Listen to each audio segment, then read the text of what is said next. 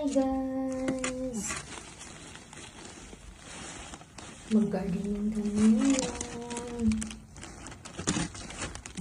Hindi guys, yung dalawang lalaki ko lang guys, sinutusan ko guys. Kasi hindi pa ako masyadong makagalaw ngayon dahil sa kamay ko. Yan, sila lang dalawa ang gumagawa. Kahit na kasi mangot yung mukha.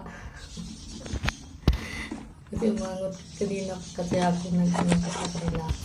Sinutusan ko sila kaninang umaga. Tapos, ay, ang tanghali na sabi ko, gawin nyo ngayon nga yung, yung halaman. Kailangan na ilipat. Kaya guys, yan, na kasi mangot.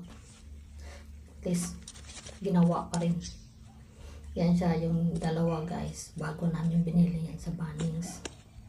Ang dami ko ng ganyan dati guys, pero namatay. So ayan, yan na siya. Ilagay ko yan sa loob ng bahay. Yan, may skylight kasi ako guys, sa may sa itinok ko, kaya doon ko yan siya ilagay.